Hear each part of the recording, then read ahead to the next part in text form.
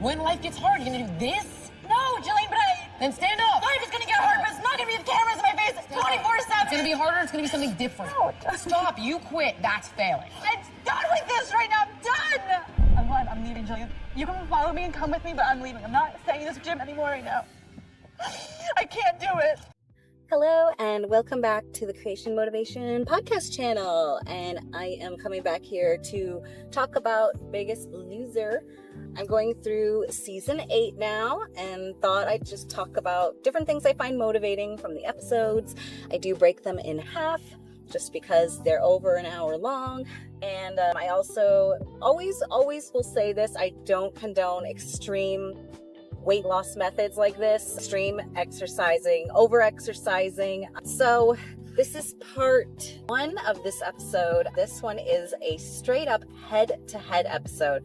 So they had that in last season where they took one person from each team and put them head-to-head against a person from the other team. And at the weigh-in at the end of the week, whoever loses more wins and gets a point for their team. And then whichever team has the most points at the end of the week wins the weigh-in, and then someone gets voted out.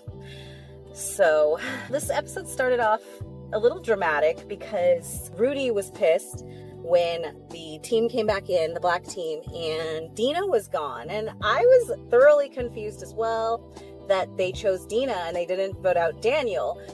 I have 3 good friends on the black team, Daniel, Shay, and Abby. So when it came down to it, Danny had immunity and Dina was the last one left. So we had to write her name down. How'd it go? You know how it is when you're in Illinois, you have to write the one's name down, and there's no good choice. I mean, there's no good answer, so. We did not want to have to do what we did tonight. It was tough. To be honest, I am rooting for Daniel. I'm always rooting for Daniel because I know him from the last season. I know I like him and I want him to reach his goal. But it was just weird because normally the person that gains weight would definitely be voted off. It's just a given, usually. This was a little different because it turns out there was an alliance formed. And I really don't like alliances, but as far as gameplay goes and reality shows, backstabbing happens, team building happens. I know this is a reality show, but in a real life situation, whether you're at work or you're going somewhere, a party, or you're going somewhere with strangers, especially some kind of retreat or something, you do connect with different people more than others. So it does make sense that some people would become close and others would not. But the ones that just don't connect are usually the ones targeted to be voted out, unfortunately. So this happened with Dina. I guess she just wasn't in the club. I don't know what happened. She did kind of stick with Rudy a lot. And in the beginning of this season, they had, color teams, 2-person teams, and Rudy was her color person team. So, and I did notice she stuck with him like glue, and she was always going to him for advice and help, and I guess that's what happened. None of us really know what happened except for them, the people that were there. So I'm not going to judge too hard off of that, but she got voted out and they were just shocked. Anyways, this episode, like I said, is a team versus challenge kind of thing. I don't know how I feel about it. I mean, it makes it interesting. It makes it entertaining, but I mean, it's a little cruel, especially the way they select the teams. In this one, there's a challenge that they have to do, and whoever wins the challenge gets to decide who goes on what team. I kind of think that's a little unfair. I think it should be based on maybe body fat percentages or just something to make it a little more even. And I think that would make it more interesting. It would be more fair and they would challenge themselves more. Not to say they don't challenge themselves, but I just think it's, I don't know, uneven.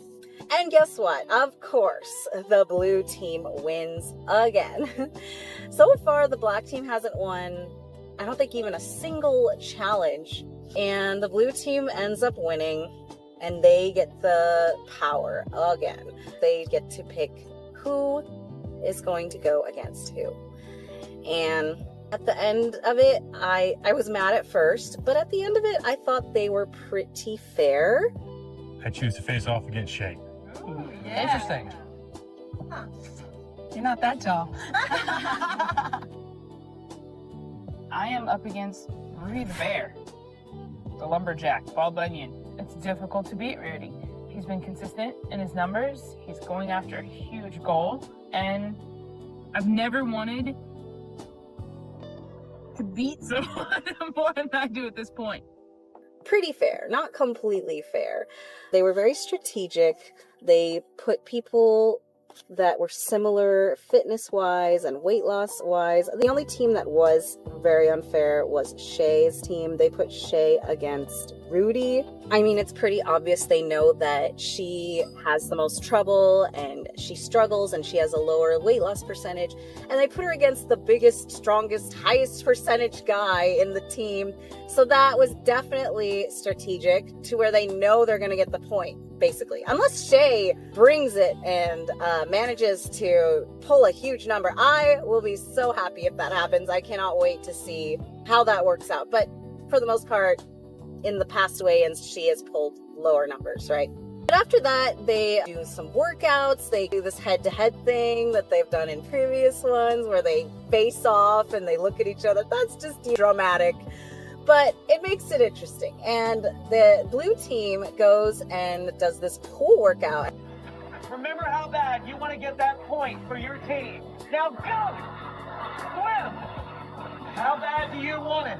It is face-off week. And I guess Bob is just showing that you don't have to be in the gym to get a good workout. And water is actually really good for burning calories and challenging your muscles just to do something new. Because when you're in the water, your muscles are challenged in ways that they're not challenged on land, so to speak, where you're walking or you're at the gym. It's just different.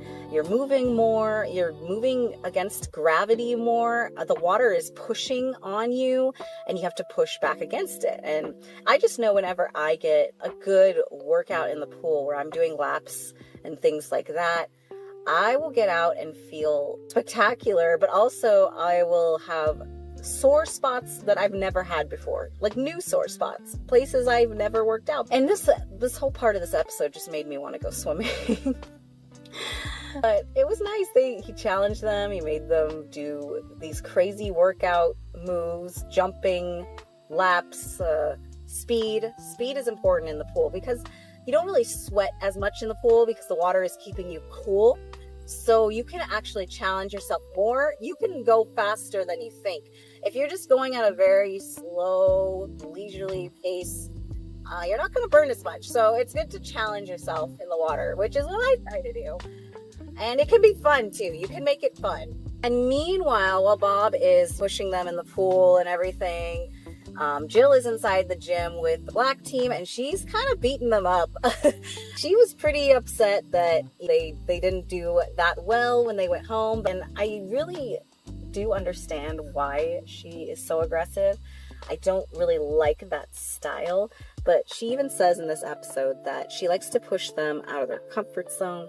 She's pushing her and she just doesn't want to give all of her strength. I don't know. I'm the same way. When I'm working out, I don't like to be super exhausted. I like to work out where I'm challenging myself, but I'm not gasping for air and almost on the ground and throwing up. I don't like that.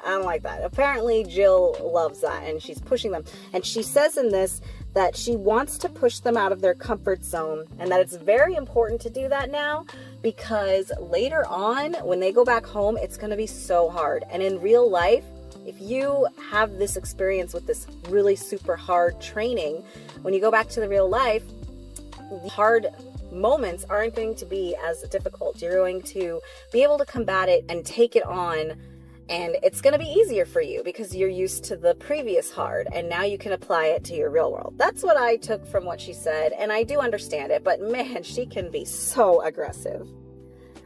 You make life happen. Jillian, I can't right now. Yes, you can.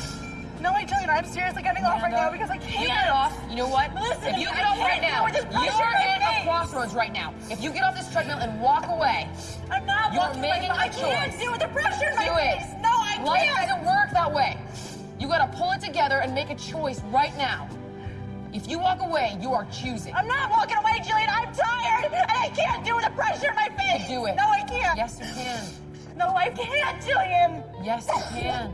And Amanda butt heads with Jill. Jill was filming her on the treadmill. She had to run at this really high speed and she just couldn't do it. She quit at the last minute. She was down to the last minute, I believe, and she just jumped off. And Jill was like, "You're so close. Just finish, just finish." And she wouldn't. And I understand Amanda's point of view as well, because she did not want the camera in her face. And she said it was too much pressure to be running that hard and exercising and getting all sweaty and then having this camera in your face. And believe me, sitting at home watching, we think it's easy, but no, I totally see where she's coming from. I could not imagine working out and having a camera in my face, especially with how introverted I am and how nervous I get. I get really nervous when other people are around me, and the thought of someone with a camera in my face, I'm getting sweaty, my face is red, sweat pouring down my face, maybe I'm making a weird face, and this is what I would be thinking of when a camera's watching me, is how I look. And do I look stupid? Do I look bad? Are people going to make fun of me? And I don't know what she was thinking in that moment, but I know how I would think. And thus the pressure mounts on you and being pushed that hard. And Jill's used to being on camera, right? So she doesn't quite see it. Maybe she does, and she doesn't care because she's just confident and she thinks everyone shouldn't care.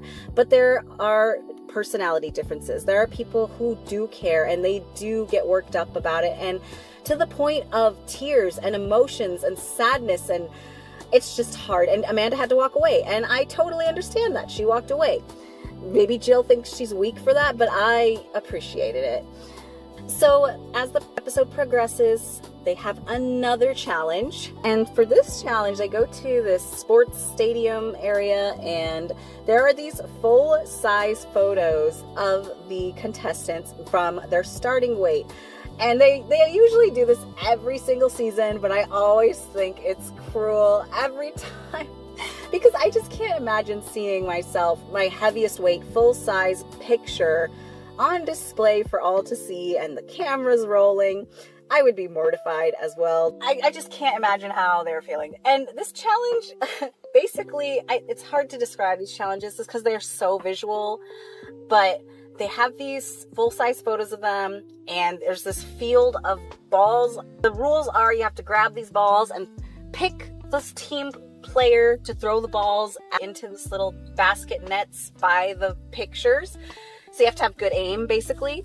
And they have to hit a certain amount of balls in the basket to vote them out, to get them off the challenge. They're eliminated from the challenge. They can no longer collect balls and go to other baskets. And I normally don't talk about challenges that much, but I wanted to comment on this one because the black team was sick of losing and they won this challenge. They pulled it together. They all went to attack strong players. Very good strategy. They cooperated together. They had a good system. And whenever it comes to teamwork, especially where you're the underdog, having a good strategy is so important. There's an episode of Biggest Loser Australia where it seems like one team is absolutely going to lose. It looks hopeless.